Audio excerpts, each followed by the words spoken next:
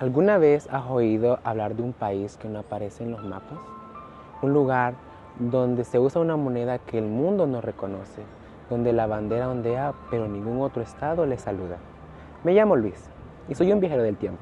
Hoy mi destino no es el futuro, más bien es una grieta en el presente. Me dirijo a este rincón del este de Europa, entre Moldavia y Ucrania, a orillas del río Dnestr. Allí existe una tierra atrapada entre el pasado soviético y un futuro que nunca llegará, la República de Moldavia de Transnistria. Acompáñame juntos, vamos a descubrir dónde nació este conflicto, quiénes lo sostienen y qué le espera a ese territorio olvidado. He llegado al final del siglo XX. Moldavia acaba de independizarse tras el colapso de la Unión Soviética, pero al este, en las orillas del río Dnestr, algo se resiste al cambio. Transnistria, una franja de gran diversidad étnica, con rusos, moldavos, ucranianos, teme ser absorbida por Rumania. Sus líderes proclamaron su propia república en 1990, incluso antes que Moldavia se declarara libre. En 1992 las tensiones se estancaron. Moldavia intenta recuperar el control, pero las milicias separatistas apoyadas por el ejército de la Federación de Rusia lo resisten. La guerra es corta pero muy sangrienta, cientos de muertos y miles de personas desplazadas.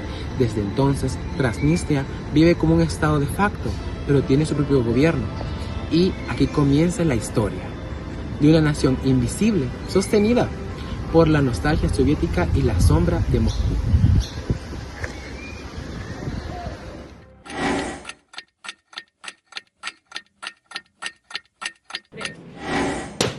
Hola. Sí, hola. He regresado al presente y escuché rumores sobre una región llamada Transnistria. ¿Qué está pasando ahí? Sí, déjame te cuento. Bueno, es un conflicto congelado desde los 90. Te cuento quiénes están involucrados porque hay varios actores clave. Primero están los actores internos. Por un lado, Moldavia, que es un actor reconocido internacionalmente, ellos quieren reintegrar pacíficamente Transnistria bajo su soberanía, sin recurrir a la fuerza. Desde que Maya Sandu es presidenta, están apostando por acercarse a la Unión Europea y dejar atrás la influencia rusa. ¿Y los de Transnistria? Bueno, ellos funcionan como un estado de facto, tienen su propio gobierno, moneda, ejército, pero no son reconocidos por ningún país. Su economía más bien depende casi completamente de Rusia y mantienen una postura prorrusa, se podría decir. Incluso han pedido su anexión a Moscú, aunque Rusia no ha aceptado, al menos oficialmente. Vaya, ¿y Rusia cómo entra en todo esto? Bueno, es el actor externo más influyente. Tiene unos 1.500 soldados ahí desde 1992, supuestamente para custodiar armas soviéticas, pero Moldavia, Ucrania y gran parte del mundo lo ven como una ocupación ilegal. Rusia usa Transnistria para ejercer presión y evitar que Moldavia se integre completamente a la Unión Europea y a la OTAN. La Unión Europea apoya a Moldavia con fondos, reformas e integración política. Quiere fortalecer su institucionalidad y limitar el control de Rusia en la región. Y además está la OSCE, que ha integrado mediar entre Moldavia y Transnistria, pero sin lograr grandes avances. Entonces, esto es más grande de lo que parece. ¿Es una especie de ajedrez entre potencias? Exacto, y mientras tanto Transnistria sigue congelada en el tiempo, sin una solución a la vista. Al parecer es un caso que sigue congelado, pero muchas gracias por la actualización. Ya sabes, vuelve en el tiempo cuando quieras. Necesito más información sobre esta causa. ¿Qué más puedo encontrar? Yo te puedo ayudar con esa información. ¿Qué necesitas saber? Necesito saber qué pasó luego de su independencia, Transnistria. Bueno, luego de su independencia, en 1992 estalló un conflicto armado entre las fuerzas moldavas y los separatistas transnistrios, apoyados por el 14º Ejército ruso. Fue breve, pero muy violento. ¿Y cómo terminó? Bueno, terminó con un alto al fuego mediado por Rusia. Desde entonces, Transnistria funciona como un estado de facto, tiene su propio gobierno, parlamento, moneda, ejército, pero ningún país le reconoce oficialmente. ¿Y Moldavia simplemente lo dejó así? Pues no exactamente, han intentado negociar.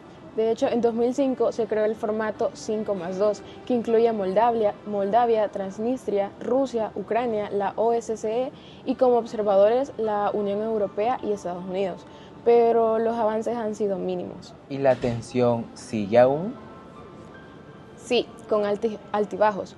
Por ejemplo, en 2014, cuando Rusia anexó Crimea, Transnistria pidió unirse a la Federación Rusa, y en 2022, con la invasión a Ucrania, hubo varios incidentes violentos en la región, lo que encendió las alarmas sobre su posible uso como foco de desestabilización. ¿Transnistria participó en la guerra? Pues no directamente, pero la tensión aumentó muchísimo y Moldavia ha seguido firme en su postura, integridad territorial, pero sin recurrir a la guerra. Han propuesto autonomía especial, aunque Transnistria siempre la rechaza. ¿Y ahora con ese giro pre-europeo y Moldavia? Bueno, desde que Maya Sandu llegó al poder en 2020, Moldavia ha reforzado su acercamiento a la Unión Europea y se ha distanciado de la influencia rusa. Esto ha generado más fricción con Transnistria, que por su parte se ha redoblado su discurso prorruso y ha pedido más apoyo a Moscú. ¿Depende mucho de Rusia? Totalmente. Rusia no reconoce su independencia, pero lo sostiene política, económica y militarmente.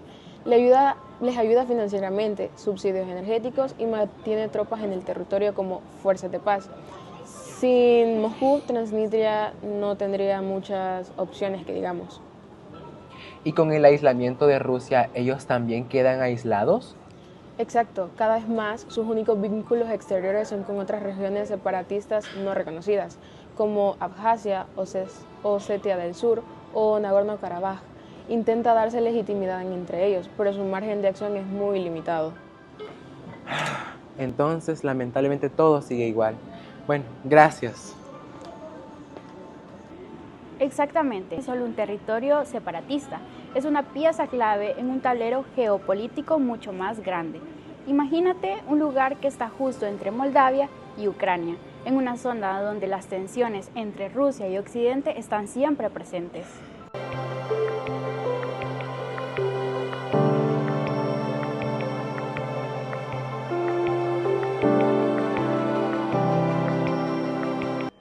La ubicación de Transnistria la convierte en algo mucho más valioso que simplemente un trozo de tierra. Su existencia en ese lugar estratégicamente importante le da un poder que va más allá de los kilómetros cuadrados. Y aunque no sea un país reconocido por la ONU, su presencia es una preocupación constante para las grandes potencias.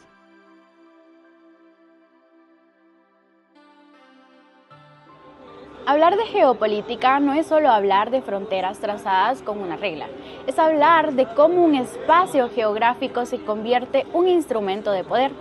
Hace más de un siglo, autores como Mackinder y Speakman ya entendían esto. Veían ciertas regiones como claves para marcar el destino del mundo, y Transnistria es un ejemplo de eso. Aunque no esté en la lista oficial de países, sí está en la lista de preocupaciones de aquellos que realmente mueven los hilos del poder global.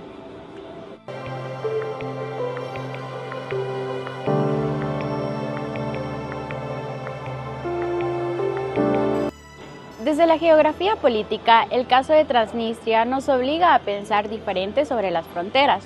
No todas las líneas divisoras son claras ni justas. Las fronteras a veces separan más que territorios, dividen identidades, historias y visiones del futuro. En el caso de Transnistria, el lado oriental del río Dniester no es solo una línea en el mapa, es un espacio donde distintas identidades se afirman, a menudo en medio del conflicto. La geografía política no solo nos habla de dónde están los países, sino de lo que ese espacio significa para las personas que viven ahí. Transnistria es un ejemplo claro de cómo el territorio no es neutral. Está lleno de memoria, de luchas por el poder y de significados. Nos recuerda que los conflictos no siempre son accidentes o fallos del sistema, son el resultado de procesos históricos complejos, donde el poder, el espacio y las personas se cruzan de manera que no siempre caben en un mapa. Es lo que aún estamos por ver. Pero la geopolítica de Transnistria no es algo que se resolverá fácilmente. Su existencia sigue siendo un desafío al sistema de estados soberanos tal como lo conocemos, y eso puede tener consecuencias a nivel global.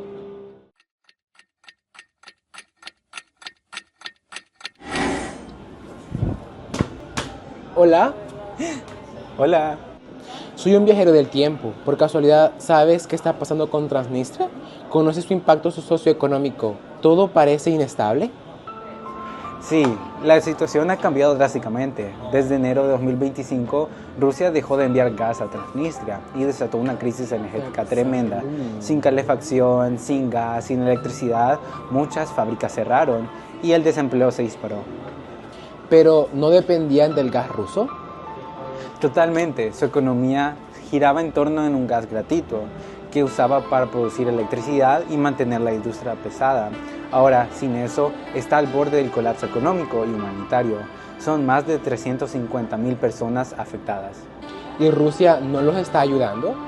Bueno, anunciaron que enviarán gas como ayuda humanitaria, pero sin decir cómo ni cuándo. Es una señal clara que Rusia ha reducido su apoyo, probablemente porque está más centrada en su guerra con Ucrania.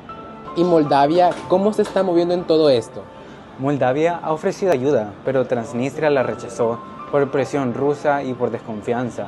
Aún así, Moldavia está usando esta crisis como una oportunidad para fomentar la reintegración de región con incentivos económicos y políticos. ¿Eso significa que se están acercando más? Irónicamente sí, aunque Transnistria se proclama prorrusa, exporta la mayoría de sus productos a la Unión Europea a través de Moldavia. Incluso Rumania ahora es su mayor socio comercial. De acuerdo, y gracias. Ahora comprendo más la situación socioeconómica de Transnistria. No hay problema.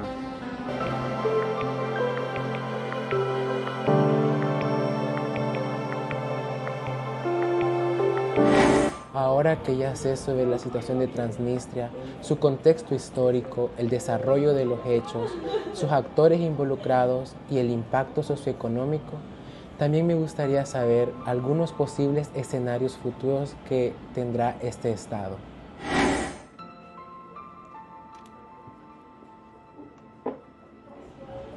Te podría dar una serie de posibles escenarios. Por ejemplo, Rusia fue atrapada en la guerra con Ucrania y dejó de enviar apoyo a Transnistria. Sin ayuda económica, Transnistria se vio abajo y la pobreza forzó a sus líderes a buscar una solución real. ¡Wow! ¿Y quién eres tú?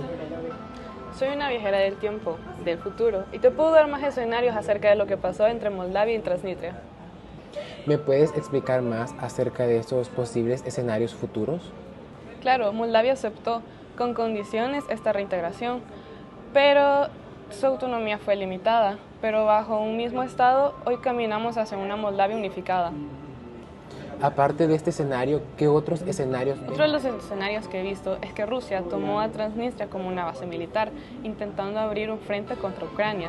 Esto provocó que Moldavia estuviera en alerta máxima. Entonces, ¿esto significa guerra? Todavía no, pero se está al borde. Aunque la Unión Europea le abrió sus puertas a Moldavia, este conflicto los convirtió en una ficha clave para Europa, y Rusia cruzó esta línea, y Moldavia ya no está sola.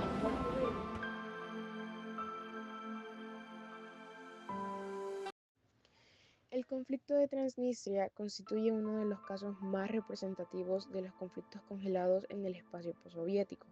Su origen se remonta al colapso de la Unión Soviética y a los temores de la población ruso-parlante frente a una posible unificación de Moldavia con Rumania.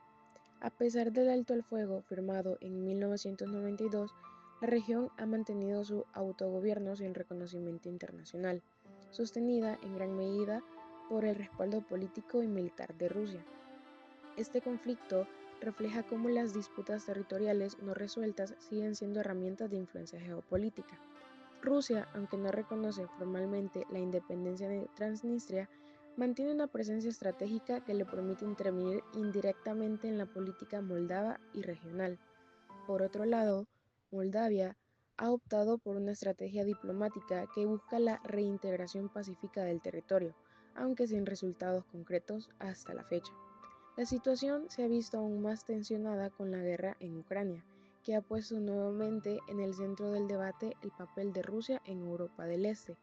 Transnistria se mantiene como una zona de frágil estabilidad, cuya resolución dependerá tanto de los intereses de los actores locales como de la evolución de las dinámicas internacionales.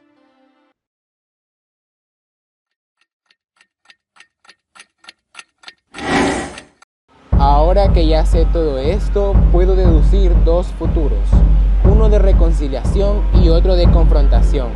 El destino de Transnistria y Moldavia aún no está escrito, pero el tiempo siempre encuentra la forma de decidir.